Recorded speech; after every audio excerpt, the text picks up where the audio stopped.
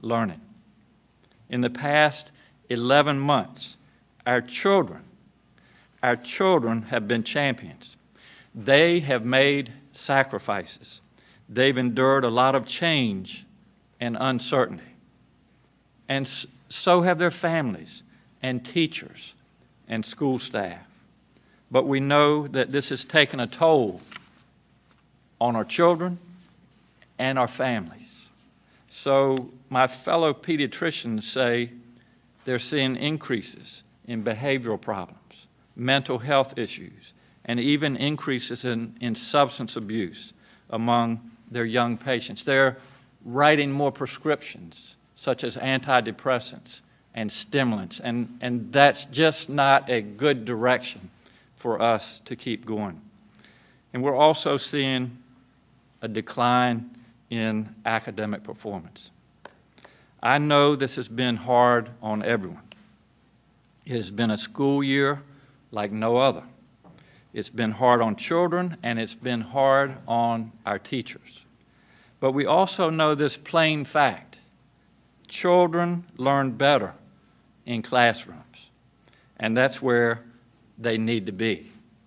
Last month, we issued guidance to our school divisions for how to plan a safe return to in-person learning. We didn't say, throw open the doors 5 days a week starting tomorrow. We said, here are the steps that you need to take. You can start with the students who most need that in-person instruction. But we also said, this needs to happen. And today I'm saying it needs to start by March the 15th. By that date, I expect every school division to make in-person learning options available in accordance with the guidance. They also need to plan for summer school options. This won't be mandatory, but it definitely needs to be an option. Our children need to catch up to be ready for learning in the fall. I want our schools to do this safely, and I want them to prioritize students who need this the most.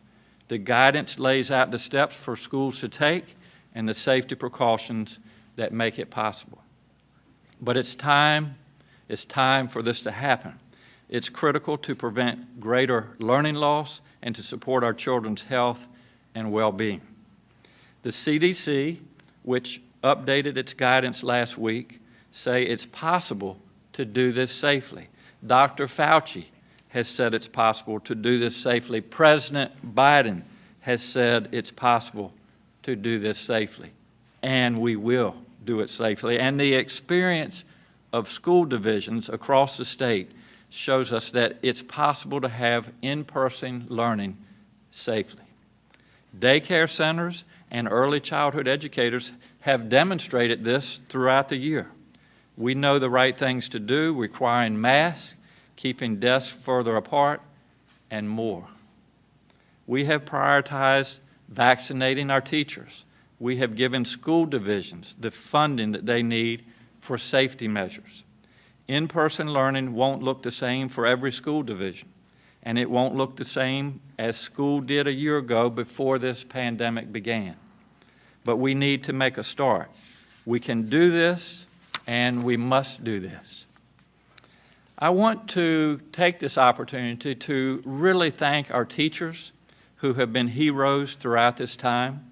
Teachers always give a great deal of themselves to their students, but they've gone above and beyond these past 11 months. Many have been teaching in person this whole time, and many others have navigated a new world of virtual learning. They all deserve our thanks.